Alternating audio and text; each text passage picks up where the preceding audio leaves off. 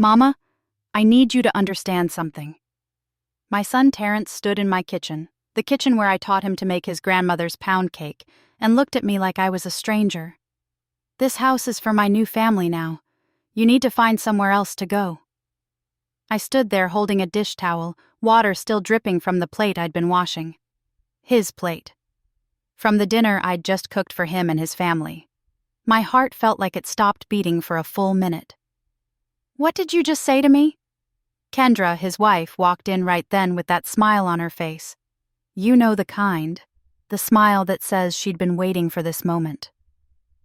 "We've been talking, Mama Dorothy," she said, and I hated how she called me Mama when her tone was pure ice. "And we think it's time you moved into a senior community, where you can be around people your own age. We need the space for the kids." I'm 70 years old. I raised 4 children in this house, buried my husband from this house. This house has been paid off for 15 years, and here stood my youngest son, the one I sacrificed the most for, telling me to get out. "Terrence," I said slowly, trying to keep my voice steady. "This is my house. I let you move in 2 years ago because you said you needed help getting back on your feet. I opened my door to you, to Kendra, to my grandbabies." "And we appreciate that," Kendra cut in, examining her nails. Those expensive nails I'd noticed lately, the ones that cost more than my monthly water bill. "But let's be real. You're getting older. You can't maintain this big house by yourself. We're doing you a favor." A favor. I looked at my son, waiting for him to say something, waiting for him to remember who he was talking to. But he just stood there, jaw set, arms crossed. "Mama, we've already looked at a few assisted living places," he said. "Nice ones. We'll help you pack." Before we continue, please drop a comment if you've ever experienced something like this. We'd love to hear your story, and subscribe to the channel to help us grow. Let me take you back to where this nightmare started, because you need to understand how I ended up here, in my own kitchen, being told to leave my own home. 2 years ago, Terrence called me on a Tuesday night. I remember because Tuesday was my Bible study night at Greater Hope Baptist Church, and I'd just gotten home. He was crying. My grown son was crying on the phone. "Mama, I lost my job," he said. "The company downsized. I got a severance package, but it's not enough. Kendra's only working part-time and with the kids. Mama, we're going to lose our apartment. They already gave us a 60-day notice." What was I supposed to do? He's my baby boy, my last child. His father died when he was only 12, and I worked 2 jobs to make sure he went to college, to make sure he had every opportunity. "You come home," I told him without hesitation. "You and Kendra and my grandbabies. You come home until you get back on your feet." He cried harder then. "Mama, I don't deserve you. I promise it'll just be temporary. 6 months, tops. I'm already putting out applications." They moved in that September. Amaya was 6 then. Little Elijah was 4. Those babies lit up my whole house. Amaya would help me in my garden, and Elijah would sit on my lap while I read to him. Kendra seemed sweet enough at first. She'd thank me for dinner, help clean up sometimes, smile at me in the morning. The first 3 months were actually nice. Terrence was interviewing, Kendra was looking for full-time work, and I got to see my grandbabies every single day. I converted my sewing room into a bedroom for the kids, gave Terrence and Kendra the master bedroom because it was bigger, and I took the smaller guest room. It was temporary after all. My friend Beatrice from church warned me. We were sitting in the fellowship hall after service one Sunday, and she said, "Dorothy, baby, I love you, but you need to set some boundaries with that boy. I've seen this story too many times." "It's just until he finds work," I told her. She shook her head, her silver curls bouncing. That's what they all say. Next thing you know, you'll be sleeping in the garage." I laughed it off. But Beatrice was right. She was always right. Month 4, Terrence got a job. Not in his field, but a good job. Decent pay, benefits. I was so proud. I made his favorite meal that night, my special fried chicken with mac and cheese and collard greens. We sat around my dining room table like a real family. "So," I said, passing the cornbread, "I guess you'll start looking for a new place now?" The silence that fell over that table was thick enough to cut with a knife. Kendra spoke first. "Actually, Mama Dorothy, we were thinking it makes more sense to stay here a little longer. Save up for a down payment on a house. You know how expensive real estate is. Plus, Mama," Terrence added, not meeting my eyes, "the kids are settled in their school now. It wouldn't be fair to uproot them again." I should have said no right then. I should have stood my ground. But those babies were looking at me with their big brown eyes, and I thought about them having to move again, and I said, "Okay, a few more months." A few more months turned into a year, then a year and a half. Things started changing slowly, so slowly I didn't notice at first. Kendra stopped helping with dishes. Then she stopped saying thank you. Then she started complaining. "Mama Dorothy, you really need to keep your toiletries out of the bathroom," she said one morning. "It's cluttered with all your old lady stuff." My bathroom, the one I'd been using for 30 years. Terrence started treating me like I was in the way. "Mama, can you not play your gospel music so loud? Kendra's trying to sleep." This was at 2 in the afternoon on a Saturday. They stopped including me in family decisions. I'd come home from the grocery store to find they'd rearranged my living room furniture. "It flows better this way," Kendra said with a shrug. They started having people over without asking me. Strangers in my house, eating my food, making noise until all hours. When I asked Terrence to at least give me a heads up, he said, "Mama, we live here too. We can have guests." The bills started piling up. My water bill tripled. The electric bill doubled. They were home all day with the AC running, all the lights on, Kendra taking hour-long baths. When I mentioned it, Terrence got defensive. "What, you keeping tabs on us now? We contribute to this household." But they didn't. Not really. Terrence bought groceries sometimes, but it was always the stuff they liked. Nothing for me. Kendra never contributed a dime. She'd quit her part-time job months ago, said she needed to focus on the kids, but I noticed she was always out getting her hair done, her nails done, new clothes. I started eating in my room, my own house, and I was hiding in my room to eat a sandwich in peace. Beatrice saw it happening. "Dorothy, you look tired," she said after choir practice one evening. "You losing weight?" "Just stressed," I admitted. "Things at home are complicated." She grabbed my hand. "Baby, listen to me. That is your house. You hear me?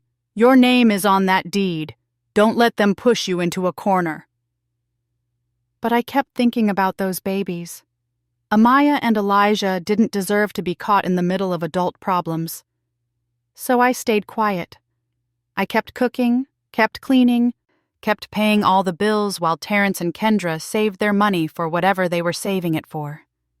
Then, about 3 months ago, things got worse. I came home early from running errands one day. I'd forgotten my shopping list. The house was supposed to be empty. Terrence was at work, the kids were at school, and Kendra had said something about meeting a friend for lunch. But her car was in the driveway, and there was another car I didn't recognize. A nice car. A BMW.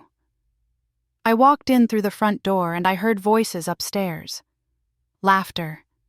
Kendra's laugh, but different. The way she used to laugh with Terrence when they first got married, before everything got complicated. I should have announced myself, should have called out. But something made me stay quiet.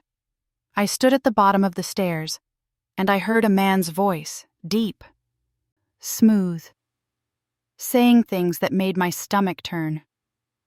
I waited in the kitchen. 20 minutes later, Kendra came down, adjusting her clothes, her hair messy. She stopped dead when she saw me sitting at the table. "Mama Dorothy, I thought you were out." "I forgot something," I said coldly. "Who's upstairs in my house?" Her face went through about 5 different expressions before settling on defiant. "A friend, just a friend. We were talking." "Mm-hmm."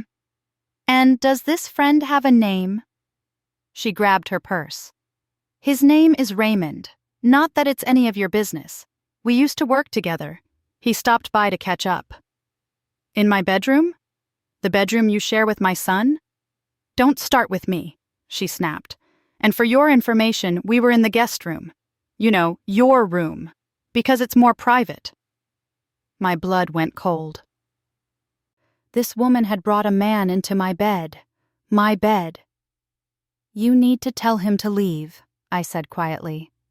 Right now. He'll leave when he's ready, Kendra said, and she had the nerve to smile.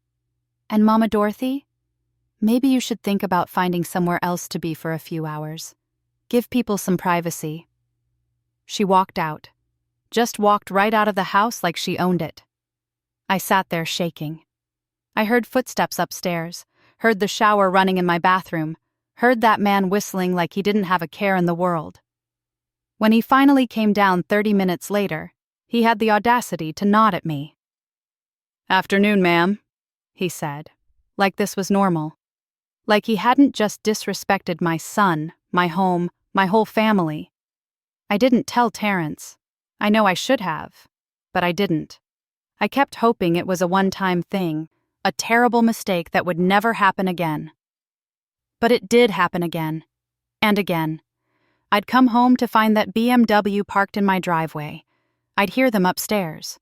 Sometimes Kendra didn't even try to hide it anymore. One night, I couldn't take it. I knocked on Terrence's bedroom door after Kendra had left to pick up the kids from a play date and told him we needed to talk. "Mama, I'm tired," he said. "Can this wait?" "No, baby, it can't. I need to tell you something about Kendra. I've been seeing—" "Stop," he interrupted, his voice hard. "Just stop. Whatever you're about to say, I don't want to hear it. You've never liked Kendra. You've always found something wrong with her." "Terrence, that's not true." "Isn't it? You think I don't notice the looks you give her? The way you judge everything she does? I'm not going to let you come between me and my wife." He closed the door in my face. My own son closed the door on me. That was 3 weeks ago, and that's when I knew. I knew they wanted me gone. I knew I'd made a mistake letting them take over my life, my home, my peace. I just didn't know they'd have the nerve to tell me to leave my own house until today. After Terrence and Kendra delivered their little speech in the kitchen, after they told me I needed to get out, I went to my room. The room that used to be my guest room. The room where Kendra had brought that man. I sat on my bed, and I looked around at the boxes they'd already started packing. My clothes, my pictures, my life, all being put into boxes like I was already gone. I picked up my phone and called Beatrice. "They did it," I said when she answered. "They told me to leave." There was a long pause. Then Beatrice said, "Dorothy Jenkins, I love you like a sister, but I've been waiting for you to wake up. Now you listen to me. I know a lawyer, a good one, and tomorrow morning, you and I are going to pay him a visit. Are you hearing me?" "I hear you," I whispered. "This is your house," she said firmly, "and it's time these people learned that lesson the hard way." That night, I didn't sleep. I lay in that small bed and listened to Terrence and Kendra laughing in the master bedroom. My bedroom. My house. And I started planning. The next morning, I told them I needed a few days to process everything and make arrangements. Kendra looked relieved. Terrence looked guilty but said nothing. Beatrice picked me up at 9 o'clock sharp. We drove to downtown to meet her lawyer friend, a sharp woman named Attorney Michelle Washington. I told her everything, the years of taking care of Terrence, letting them move in, how they'd taken over my house, the affair, the eviction threat, all of it. Attorney Washington listened without interrupting, taking notes. When I finished, she looked me dead in the eye and said, "Mrs. Jenkins, I'm going to ask you a question, and I need you to be honest with me. What do you want out of this?" I thought about my grandbabies, about Terrence, about the house my husband and I built our life in, about Kendra's smug face, About that man Raymond whistling in my bathroom. I want them out, I said. But I want it done right. I want them to understand what they've done, what they threw away. Attorney Washington smiled. It wasn't a nice smile. It was the smile of someone who knew exactly how to make that happen. Then let's get to work, she said. Over the next week, I played along. I looked at senior living facilities with Terrence. I let Kendra pack more of my things. I smiled and nodded and acted like a confused old woman who didn't know any better. But every night, I met with Attorney Washington. We built a case. We documented everything. And then she told me something that changed everything. Mrs. Jenkins, I did some digging on Raymond Cole, the man your daughter-in-law has been seeing. He's got money, real estate money. And here's the interesting part. He's been looking to buy property in this neighborhood. My heart started beating faster. What are you saying? I'm saying, Attorney Washington leaned back in her chair, that you have options.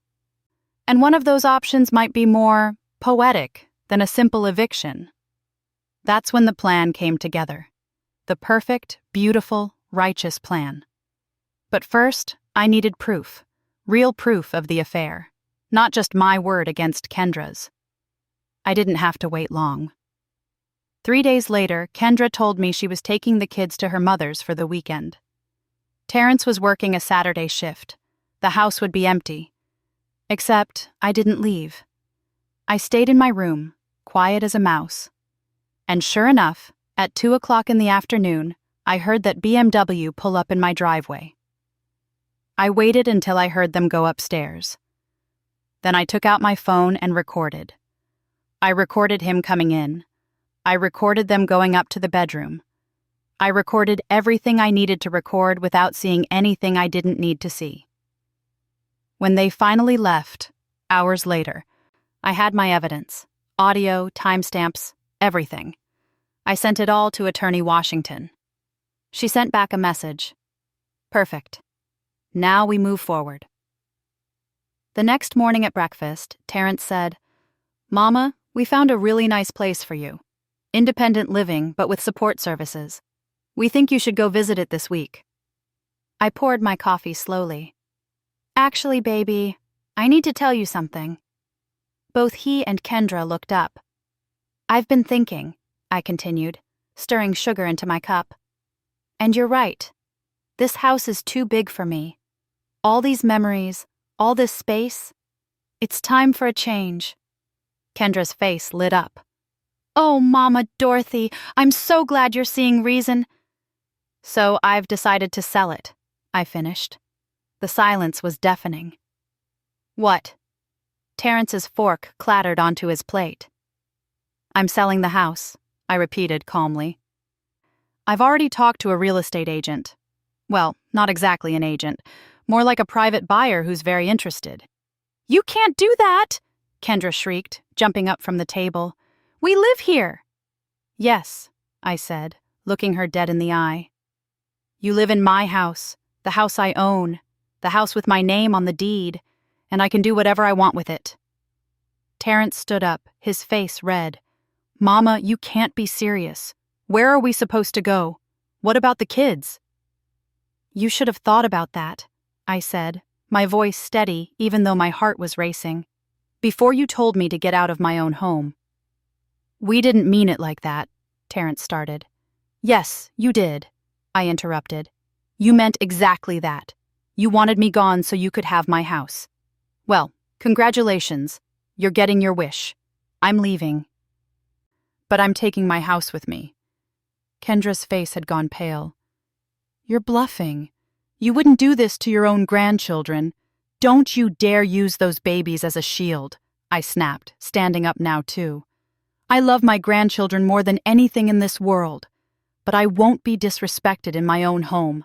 I won't be pushed aside like garbage, and I certainly won't stand by while you destroy my son's life. What's that supposed to mean? Kendra's voice had gone shrill. I smiled. A cold smile. A smile I learned from Attorney Washington. I think you know exactly what it means. But don't worry. Everything will become crystal clear very soon. I walked out of the kitchen, leaving them standing there in shock. Behind me, I heard Kendra starting to panic, heard Terrence trying to calm her down, heard their whole world starting to crumble. And I won't lie to you. A part of me felt good. A part of me felt powerful for the first time in 2 years. But I wasn't done yet. Not even close. The real revenge was just beginning. The next 48 hours were chaos. Terrence followed me around the house, begging me to reconsider.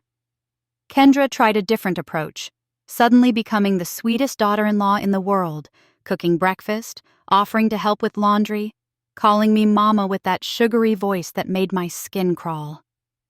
"Mama Dorothy, please," she said on Tuesday morning, touching my arm. "I know we got off on the wrong foot. Maybe we were insensitive, but we can work this out. We're family." I pulled my arm away gently. "Family doesn't throw family out like trash, Kendra." "We didn't mean it that way," she insisted, her eyes getting wet. Real tears or fake, I couldn't tell anymore. "We were just thinking about the future, about what's best for everyone." "What's best for everyone," I repeated slowly, "is for you to start looking for somewhere else to live, because this sale is happening." She dropped the sweet act immediately. "You're being vindictive and petty. What kind of grandmother does this?" "The kind who's tired of being used," I said simply, and walked away. Terrence cornered me that evening when I got home from having dinner with Beatrice. He was standing in the living room and I could tell he'd been drinking. Not drunk, but enough to give him courage. "Mama, I need to know the truth. Is this about money? Because if you need money, we can help. We've been saving—" I almost laughed. "Baby, I don't need your money. I have my retirement, my pension, my savings. I'm fine." "Then why are you doing this?" His voice cracked. "Why are you punishing us?" I set my purse down and looked at my youngest son. Really looked at him. When did he become this person? When did he stop being the boy who used to help me carry groceries and start being this man who could look me in the eye and tell me to leave my own home? "Terrence, let me ask you something. When your father died, and I was working 2 jobs to keep this house, to keep you fed and clothed and in school, did you ever once think about what I was sacrificing?" "Mama, that's not fair." "Did you?" I pressed. "Did you ever think about how I stayed up until midnight doing laundry after working a 10-hour shift? How I skipped meals so you could eat?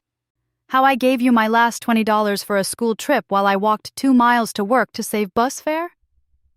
He looked at the floor. "I did all that because I loved you," I continued, my voice thick with emotion. "Because you were my son, and I would have done anything for you. And I really thought, that you understood that you would never treat me the way you've been treating me." "I'm sorry," he whispered. "Sorry doesn't fix this, baby. Sorry doesn't give me back my peace. Sorry doesn't erase the fact that you looked me in my face and told me to get out of the house I've lived in for 40 years. "If you sell this house, where will we go?" he asked, and there was panic in his voice now. "We don't have enough saved for a down payment yet. We'll have to rent, and with our credit—" "That's not my problem anymore," I said, and I meant it. "You made your choice. Now you live with it." I went to my room before he could see me cry. Because despite everything, he was still my baby. And it broke my heart to do this. But it had to be done. The next morning, Attorney Washington called. "Mrs. Jenkins, Mr. Cole has agreed to meet with you this afternoon. Are you ready?" My stomach flipped. Raymond Cole. The man who'd been sleeping with my daughter-in-law in my house. The man who was about to become my unlikely ally in the most satisfying revenge I could imagine. "I'm ready," I told her. We met at a coffee shop downtown, far from my neighborhood. Raymond Cole was younger than I expected, maybe 45, well-dressed, confident. He stood when I walked in, which surprised me. Mrs. Jenkins, he said, shaking my hand. Thank you for agreeing to meet. Attorney Washington had briefed me on what to say and, more importantly, what not to say. This had to be handled delicately. We sat down and Raymond ordered us coffee. Then he got right to business. Attorney Washington tells me you're interested in selling your property. I've been looking in that neighborhood for months. It's exactly the kind of investment I'm looking for. Before we talk business, I said carefully, I need to know something. Do you know who lives in my house right now?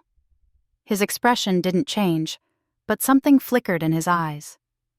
I'm aware that you have tenants. Not tenants, I corrected. My son and his family, including his wife, Kendra. Now his expression did change. He sat back, studying me. I see. And you know about— Yes, I interrupted. I know about you and Kendra.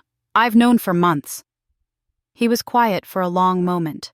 Then he said, Mrs. Jenkins, I want to be honest with you. Kendra told me she and your son were separated, that they were living together for the kids but the marriage was over. She said— She lied, I said flatly. They're very much together. Or they were until I decided to sell the house out from under them. Raymond's jaw tightened. That woman told me she was getting divorced, that her marriage was dead. She said her mother-in-law was sick and needed help. That's why they were all living together. I'm not sick, I said. I let them move into my house because my son lost his job and they were about to be homeless, and they repaid me by trying to force me out. Kendra repaid my kindness by bringing you into my bed. He had the decency to look ashamed. I didn't know. Mrs. Jenkins, I swear I didn't know the full situation. I believe you, I said, because Attorney Washington had done a background check and Raymond Cole, despite his affair with a married woman, seemed to be a decent man who'd been fed a pack of lies. But now you do know. And I have a proposition for you. He leaned forward. I'm listening. I want to sell you my house. Below market value even. But there are conditions. What conditions? I took a sip of my coffee, gathering my courage. I want the sale to go through quickly. I want you to give them proper legal notice to vacate everything by the book. And I want you to be the one to serve them the eviction notice personally. Understanding dawned on his face. You want them to know who they're being evicted by. I want Kendra to understand that her lies destroyed more than just her marriage, I said. I want her to face the consequences. And I want my son to wake up and see what kind of woman he married. Raymond was quiet, thinking. Then he said, What about the kids? Your grandchildren? That question told me everything I needed to know about him. The kids will be fine. My son has a good job. They'll find somewhere to live. And frankly, those babies need to be away from all this mess anyway. Mrs. Jenkins, Raymond said slowly, I'll buy your house, and I'll do it exactly the way you want. But I want you to know something. I'm done with Kendra. I feel like a fool, but that's on me. What she did to you, to her husband, to her family, that's unforgivable. We shook hands. Attorney Washington drew up the papers right there. Raymond was paying cash, no mortgage needed, which meant we could close in less than 2 weeks. The trap was set. I went home that evening feeling lighter than I had in months. Terrence was at work. Kendra was in the living room watching TV with the kids. I kissed Amaya and Elijah, my sweet grandbabies, and went to my room. That night, Kendra knocked on my door. Can we talk? Come in, I said. She sat on my bed, and for a moment, she almost looked human, vulnerable. Mama Dorothy, I know you're angry, and maybe you have a right to be. But please, think about what this will do to Terrence, to the kids. They'll have to change schools. We'll be scrambling to find a place. It'll destroy us. You destroyed yourselves, I said simply. I'm just the consequence. Is this about what you think you heard that day? She asked, her voice dropping. Because nothing happened. Raymond is just a friend. I stood up and walked to my dresser. I pulled out my phone and played the recording. Not all of it, just enough. Enough for her to hear Raymond's voice in my house. Enough for her to hear herself laughing. Her face went white. "You recorded us?" "I documented what was happening in my own home," I corrected. "And before you threaten me with anything, my lawyer has copies of everything. So I suggest you drop the innocent act and start packing." She stood up, her hands shaking. "You're going to tell Terrence." "I don't have to," I said. "He'll find out soon enough. Everything comes to light eventually, Kendra. You should know that." She left my room without another word. I heard her go into the master bedroom and close the door. About 30 minutes later, I heard her on the phone, her voice low and urgent. Probably calling Raymond, not knowing he'd already sold her out.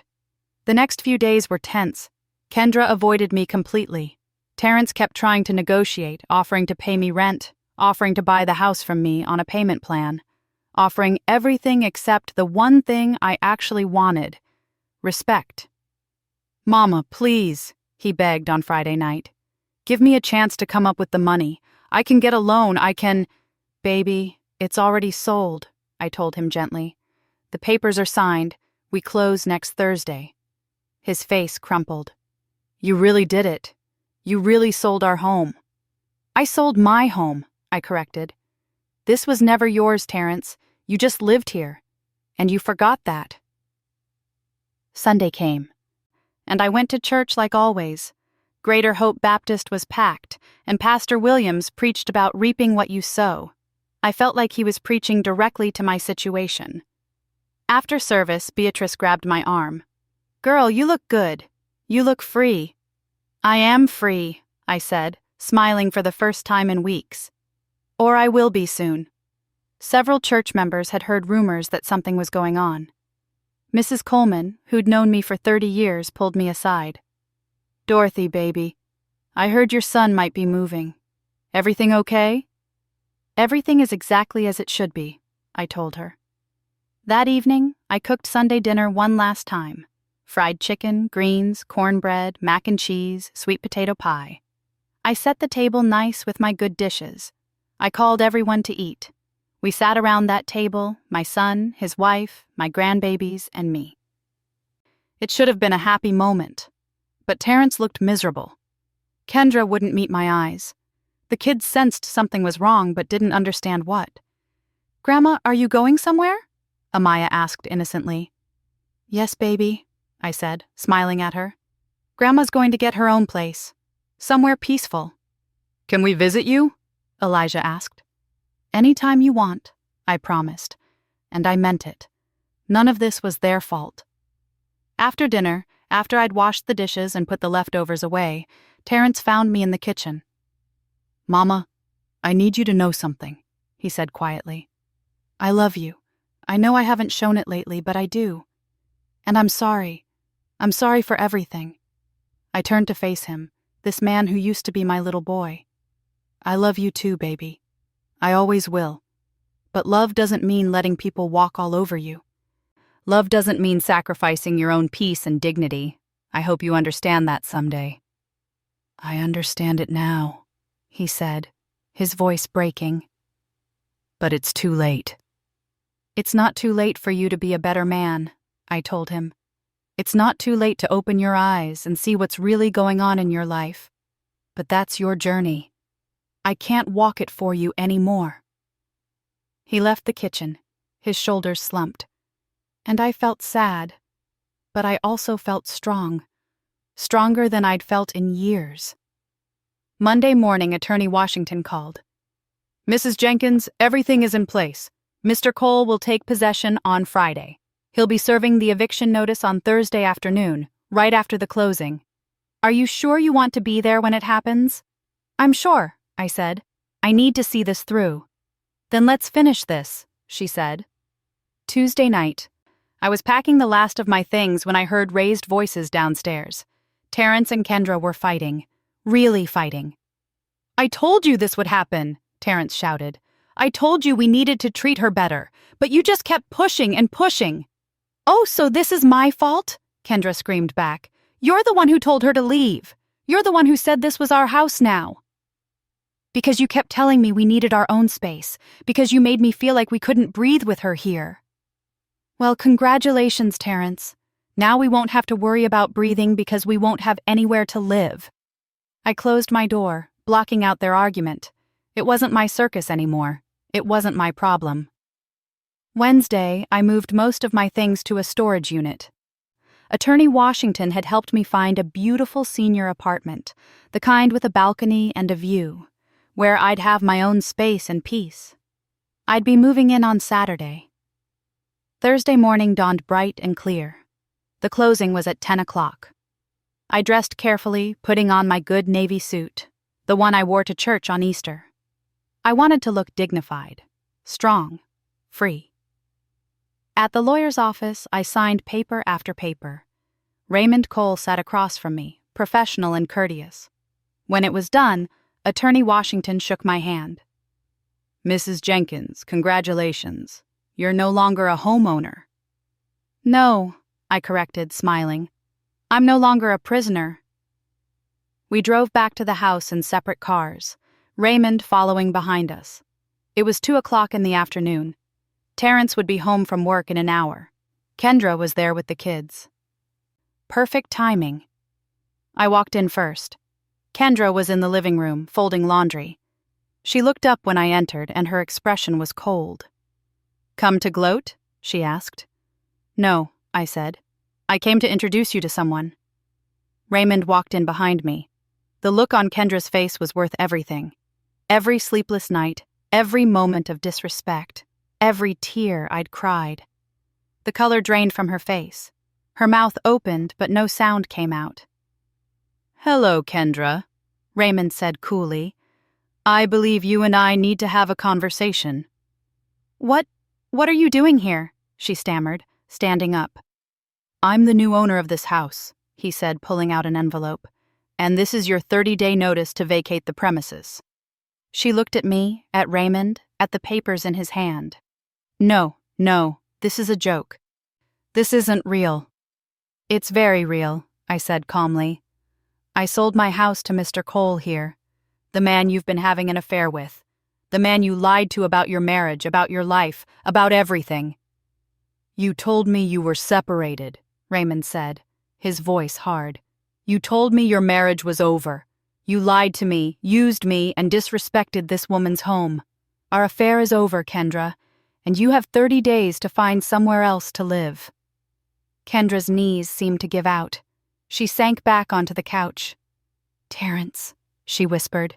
Terrence is going to find out exactly who he married," I finished. "And that's on you." The front door opened. Terrence came in, home early for some reason. He stopped when he saw all of us standing there. His eyes went from me to Kendra to Raymond. "What's going on?" he asked slowly. "Who are you?" Raymond extended his hand. "Raymond Cole. I'm the new owner of this property." Terrence shook his hand automatically, confusion written all over his face. "I don't understand. Mama, what?" Then recognition dawned. Slowly, painfully, I watched my son piece it together. He looked at Raymond, at Kendra's guilty, terrified face, at me standing there with my purse on my shoulder, ready to walk out and never look back. "This is him, isn't it?" Terrence asked quietly. "The friend. The one who was here that day." Kendra started crying. "Baby, I can explain." "You sold our house to the man my wife was sleeping with," Terrence said, his voice hollow, looking at me. "I sold my house to a man your wife lied to and used," I corrected. "A man who thought she was separated and available. A man who, just like you, was deceived by her." Terrence turned to Kendra, and the look on his face broke my heart despite everything. "How long?" She didn't answer, just cried harder. "How long, Kendra?" 6 months, she finally whispered. The silence that filled that room was suffocating. Then Terrence turned back to me, and his eyes were full of tears and something else. Something like understanding. "You knew," he said. All this time you knew, and you didn't tell me. I tried to tell you, I reminded him gently. You told me you didn't want to hear it, that I was just trying to come between you and your wife. He closed his eyes, and a tear ran down his face. Raymond cleared his throat. I'll give you folks some privacy. But Mr. Jenkins, you need to read this notice carefully. You have 30 days to vacate. If you need recommendations for moving companies or rental properties, my office can provide them. He handed Terrence the envelope and nodded to me. Mrs. Jenkins, it was a pleasure doing business with you. He left, and I turned to follow him. Mama, wait! Terrence called out. I stopped at the door but didn't turn around. I'm sorry, he said, his voice breaking. I'm so sorry for everything. I know you are, baby, I said softly. But sorry doesn't change what happened. You made choices. She made choices. Now you both get to live with them. Where will you go? He asked. Somewhere I can have peace, I said. Somewhere I can breathe. Somewhere nobody will tell me to leave my own home. I walked out the door, down the steps I'd walked up 10,000 times. I got in my car, and I drove away from that house, from that mess, from that life.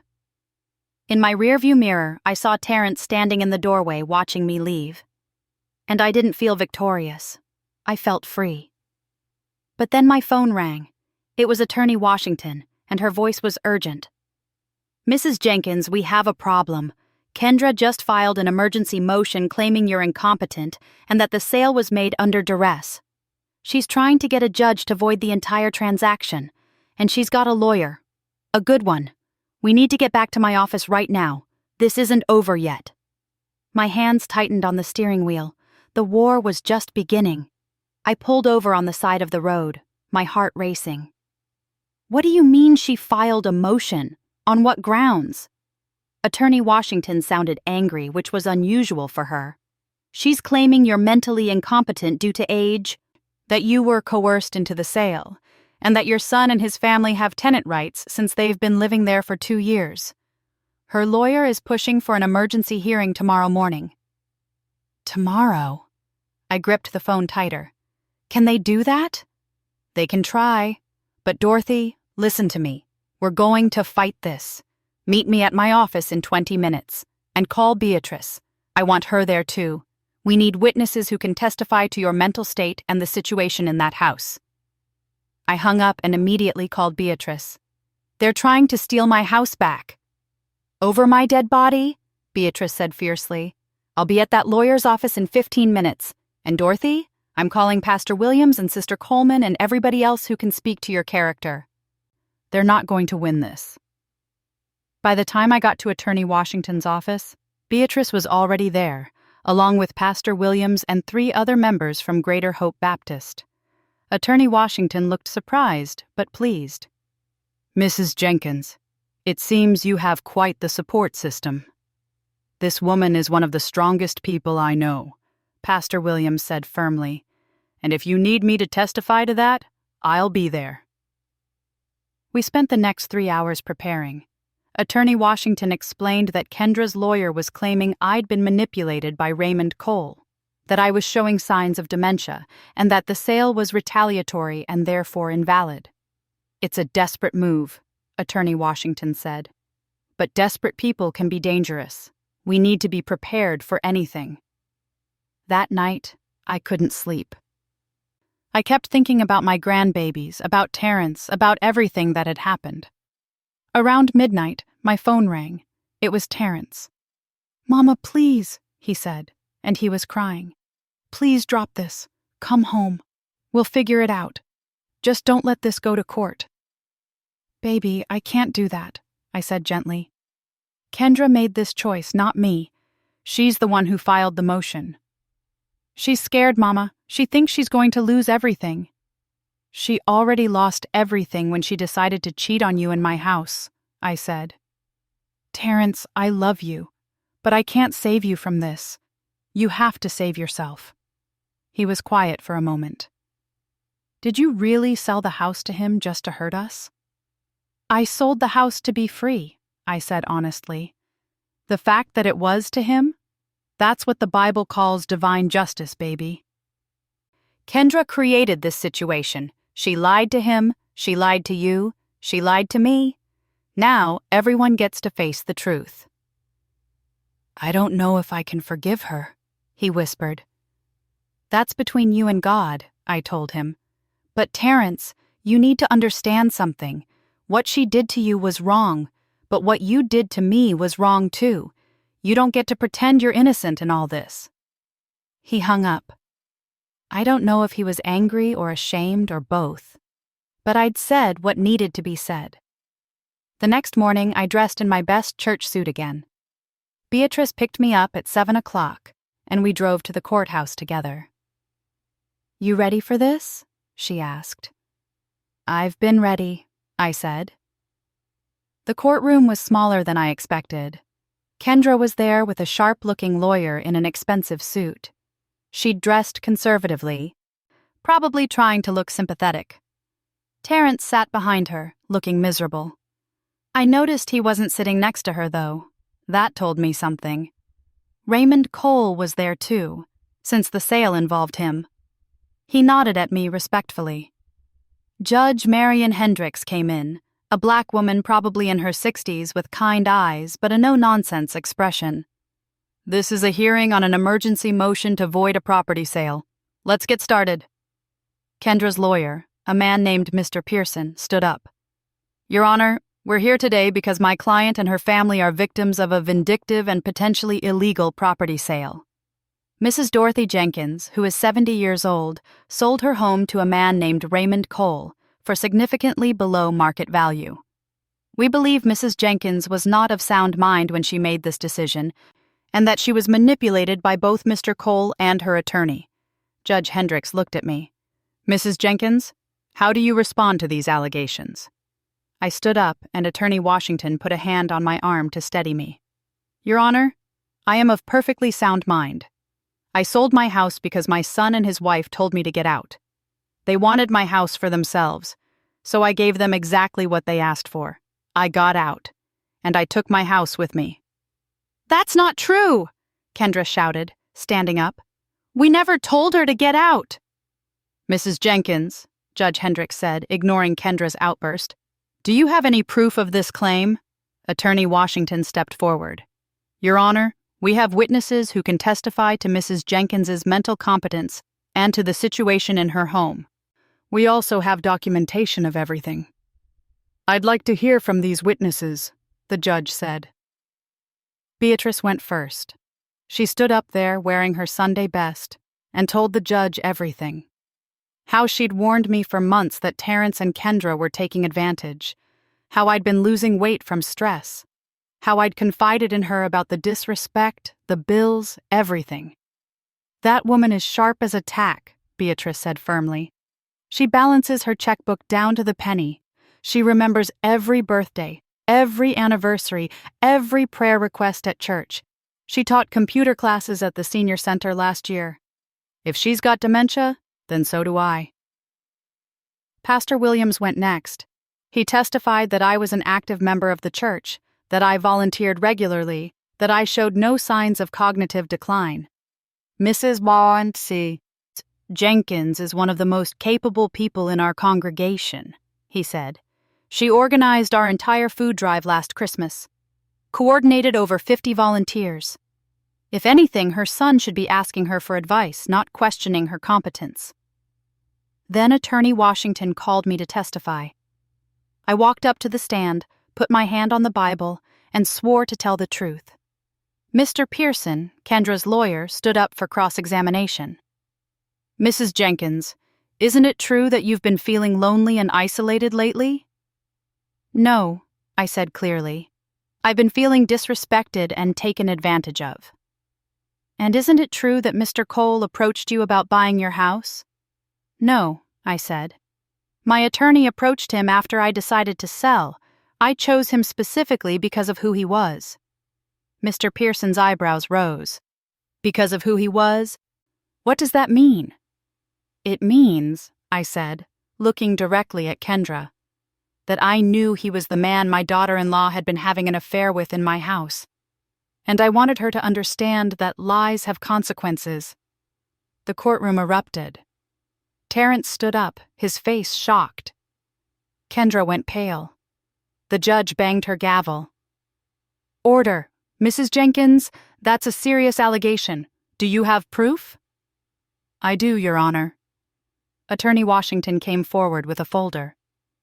"We have audio recordings, timestamps, and witness testimony. Mrs. Jenkins documented the affair in her own home." She played just enough of the recording for the judge to understand what it was. Kendra started crying. Terrence walked out of the courtroom. Mr. Pearson looked shaken. "Your Honor, even if there was an affair, that doesn't mean—" "It means," Judge Hendricks interrupted, "that there's a lot more to this story than your client told you." "Continue, Mrs. Jenkins." "I told the judge everything. How I'd let them move in out of love, how they'd taken over my house, how they'd told me to leave, how I'd discovered the affair and decided that if they wanted me gone, they could have what they wanted, but on my terms." "Your Honor," I said, my voice steady, "I worked 2 jobs for 15 years to keep that house. My husband and I built our life there. I raised 4 children there, and when my son needed help, I opened my door without hesitation. I gave them everything, and they repaid me by trying to throw me out like trash." "Mrs. Jenkins," the judge said gently, "why did you sell the house to Mr. Cole specifically?" "Because he had been lied to, just like my son," I said. "Kendra told him they were separated. She used him, and I thought it was fitting that the man she'd used would be the one to hand them the consequences of her actions." "Your Honor, this is revenge, plain and simple," Mr. Pearson argued. "My client may have made mistakes in her personal life, but that doesn't give Mrs. Jenkins the right—" "Your client," Judge Hendricks said coldly, "told a 70-year-old woman to get out of her own house, a house she owns free and clear, a house she generously allowed them to live in. And when Mrs. Jenkins decided to exercise her legal right to sell her property, your client filed a frivolous motion claiming incompetence. Do I have that right?" Mr. Pearson opened his mouth and closed it again. "Mr. Cole," the judge turned to Raymond, "why did you agree to this purchase?" Raymond stood up. "Your Honor, I was told by Mrs. Kendra Jenkins that she was separated from her husband and that they were living with her sick mother-in-law out of necessity. I believed I was in a legitimate relationship. When Mrs. Jenkins's attorney contacted me about purchasing the property and I learned the truth, I agreed to the sale because the property was a good investment and because I felt I owed Mrs. Jenkins something after unknowingly participating in the disrespect of her home." "And you're aware that this sale means evicting a family with children?" "I am, Your Honor. I've offered to help them find alternative housing. I've even offered to give them 60 days instead of 30. But I won't be manipulated or lied to again. The sale was legitimate, and I intend to honor it." Judge Hendricks sat back in her chair, studying all of us. "Mrs. Kendra Jenkins, please stand." Kendra stood up shakily. "I've been a judge for 20 years, Judge Hendricks said, "and I've seen a lot of things. But I have to say, this case is something else.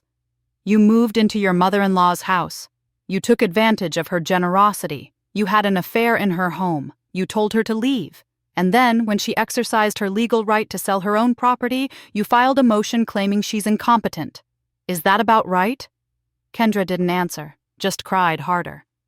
"Let me be very clear," the judge continued. "Mrs. Dorothy Jenkins is not incompetent. She is not confused. She is not being manipulated. She is a woman who got tired of being disrespected in her own home and decided to do something about it. And she had every legal right to do so." The judge turned to Attorney Washington. "The sale was legitimate?" "Yes, Your Honor. All paperwork was properly filed and executed. Mrs. Jenkins was represented by counsel. The sale price, while below market value, was agreed upon by both parties. Everything was done by the book." "Then this motion is denied," Judge Hendricks said firmly. "The sale stands. Mr. and Mrs. Jenkins, you have 30 days to vacate the property. And Mrs. Kendra Jenkins, I suggest you use that time to think about the choices that led you here. This court is adjourned." The gavel came down, and it was over. Kendra collapsed into her chair, sobbing. Mr. Pearson gathered his papers quickly, looking like he wished he'd never taken this case. Raymond shook hands with Attorney Washington and left quietly. I stood up, and Beatrice hugged me tight. "You did it, girl. You did it." Pastor Williams put his hand on my shoulder. "I'm proud of you, Dorothy. You stood up for yourself with dignity and grace." I walked out of that courtroom with my head high. Outside, Terrence was waiting by his car. He looked like he'd aged 10 years overnight. "Mama," he said when he saw me. I walked over to him. "Baby, I know you're hurting, and I'm sorry for that, but I'm not sorry for what I did." "I just don't understand how everything got so messed up," he said, tears streaming down his face. "How did we get here?" "You got here by forgetting who you were," I said gently. "By letting that woman change you into someone who could disrespect his own mother. But Terrence, you can come back from this. You can be better than this." "She's been lying to me about everything," he said. "Everything, Mama. The affair was going on way longer than 6 months. Raymond told me outside the courtroom. It's been almost a year." My heart broke for him. "What are you going to do?" "I already called a divorce attorney," he said. "I'm done. I'm so done. But Mama, I need you to know something. I'm sorry. I'm so sorry for what I said to you, for how I treated you. You deserved better. You deserved so much better." I pulled him into a hug, and he cried on my shoulder like he used to when he was a little boy. "I forgive you, baby, but you need to forgive yourself too. And you need to be a good father to those babies. They didn't ask for any of this." "What about you?" he asked. "Where are you going to live?" "I found a beautiful place," I told him. "A senior apartment with a balcony and a view. Just enough space for me and my peace, and you and those babies can visit any time you want." "Can I come see it?" he asked. "Once you're settled?" "I'd like that," I said. We stood there for a moment, and I saw my son clearly for the first time in months. He looked lost and broken, but he also looked like maybe, just maybe, he was ready to find his way back. The next 30 days were a whirlwind. I moved into my new apartment, and it was perfect. 1 bedroom, a small kitchen, a living room with big windows that let in so much light. I could breathe there. I could think. I could be myself. Beatrice helped me decorate. We hung up my pictures, arranged my furniture, made it feel like home. The church brought me housewarming gifts, plants, dishes, a beautiful quilt that Sister Coleman had made. "You're free now," Beatrice said, standing in my living room. "How does it feel?" "Like I can finally rest," I said honestly. Terrence found an apartment across town. It wasn't fancy, but it was clean and safe. He had the kids half the time, and from what I heard through the grapevine, he was actually being a good father. Stepping up. Taking responsibility. Kendra moved back in with her mother. The divorce was ugly, but Terrence stood firm. He wasn't going to raise his children in a house built on lies. Raymond Cole renovated my old house and turned it into a rental property. He sent me pictures. It looked beautiful. Different, but beautiful. He also sent me a check, a portion of the first year's rental income. "You gave me a deal on the house," his note said. "This is only fair." I donated the money to Greater Hope Baptist's scholarship fund for single mothers. It felt right. 3 months after the court hearing, on a Saturday afternoon, Terrence brought Amaya and Elijah to visit. They ran into my apartment, excited to see Grandma's new place. "It's so pretty, Grandma," Amaya said, looking around. "Can I live here with you?" Elijah asked, climbing into my lap.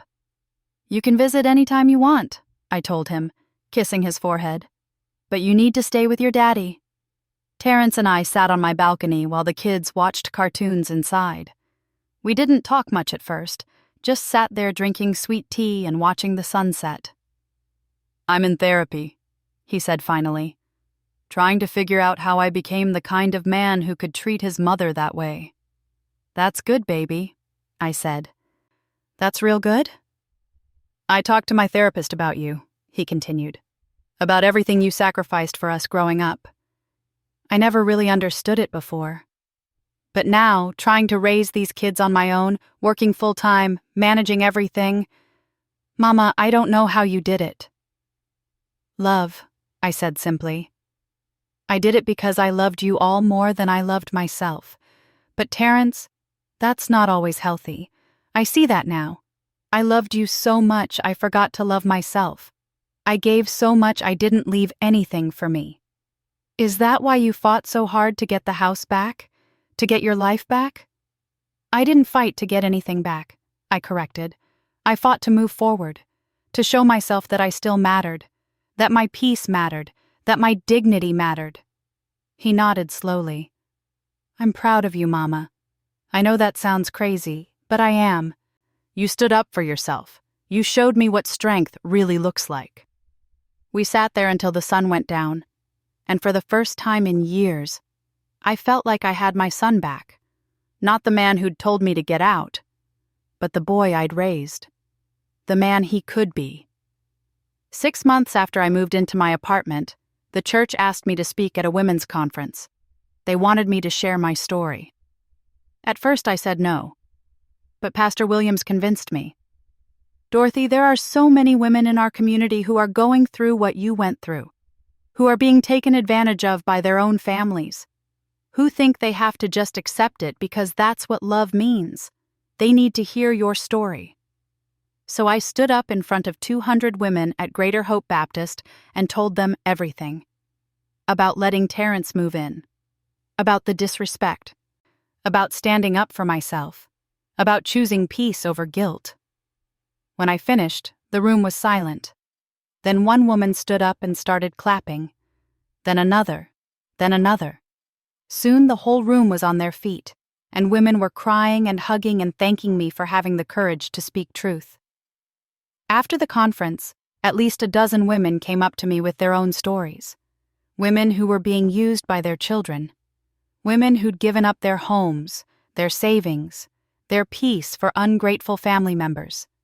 Women who thought they didn't have a choice. "You always have a choice," I told each one of them. "It might not be an easy choice, but you always have the right to choose yourself, to choose your peace, to choose your dignity." 1 year after I sold my house, Kendra reached out to me. She sent a letter to my new address. I almost didn't open it, but curiosity got the better of me. "Dear Mama Dorothy," it started, and I almost put it down right there. But I kept reading. She apologized for everything. For the affair, for the disrespect, for trying to take my house, for all of it. She said she'd been in therapy too, working on herself, trying to understand why she'd made the choices she made. "I was selfish and entitled," she wrote. "I thought the world owed me something. I thought I deserved more than what I had. And I hurt everyone around me trying to get it. I don't expect you to forgive me. I don't deserve your forgiveness. But I wanted you to know that I'm sorry, and that you were right to do what you did. You taught me a lesson I needed to learn." I read that letter 3 times. Then I put it in a drawer. Maybe someday I'd write back. Maybe I'd forgive her. But not today. Today, I was still healing, still learning to put myself first. Amaya and Elijah became regular visitors to my apartment. Every other weekend, Terrence would drop them off, and we'd bake cookies or work in my small balcony garden or read stories. Those babies filled my life with joy, and I got to be their grandmother without the stress of managing their parents' mess. Beatrice and I started a support group at church for women dealing with difficult family situations. We called it Boundaries and Blessings, and it met every Tuesday night. Women came to share their stories, to support each other, to learn that saying no to family didn't make them bad people, it made them healthy people. On the 1-year anniversary of selling my house, I threw a party. Not a big party, just a small gathering at my apartment. Beatrice, Pastor Williams, Attorney Michelle Washington, some women from the Boundaries and Blessings group, and Terrence with the kids. We ate good food, listened to gospel music, and celebrated freedom, because that's what it was. Freedom. "Mama," Terrence said as the party was winding down, "can I say something?" Everyone got quiet. "A year ago, I lost a house," he said. "But I gained something more important. I gained perspective. I gained humility. And I'm working on gaining back my mother's trust. Mama, thank you for loving me enough to let me fall. Thank you for loving yourself enough to walk away. And thank you for loving us enough to keep the door open." I hugged my son tight, tears streaming down both our faces. That night, after everyone left, I stood on my balcony and looked out at the city lights. I thought about everything that had happened. The pain, the betrayal, the fight, the victory, the healing. I thought about the woman I used to be. The one who gave everything and expected nothing. The one who thought love meant suffering in silence. And I thought about the woman I'd become. The one who knew her worth. The one who chose peace. The one who understood that sometimes the most loving thing you can do is set boundaries. My phone buzzed. It was a text from Amaya. Terrence must have let her use his phone. "Grandma, I love you. Thank you for the cookies. You're the best grandma in the whole world." I smiled and texted back. "I love you too, baby. Sweet dreams." Then I went inside, made myself a cup of chamomile tea, and sat in my favorite chair. My chair, in my apartment, in my peaceful life. I picked up my Bible and opened it to Proverbs. One verse caught my eye. "Better a dry crust with peace and quiet than a house full of feasting, with strife." Amen to that. I had lost a house, but I had gained myself, and that was worth everything. The next morning was Sunday, and I got dressed for church. As I walked into Greater Hope Baptist, women smiled at me, hugged me, told me I looked radiant. "Dorothy, you're glowing," Sister Coleman said. "That's what freedom looks like," Beatrice said, linking her arm through mine. We walked into that sanctuary together, and I felt blessed. Not because everything was perfect, not because all my problems were solved, but because I had chosen myself, because I had stood up for my dignity, because I had learned that love without respect isn't love at all. And as the choir started singing, "I'm free indeed," I closed my eyes and thanked God for the strength to stand up, for the courage to walk away, for the wisdom to know that sometimes you have to lose everything to gain what truly matters. I was 71 years old, and for the first time in years, I was free. Really, truly free. Thanks for listening. Don't forget to subscribe and feel free to share your story in the comments. Your voice matters.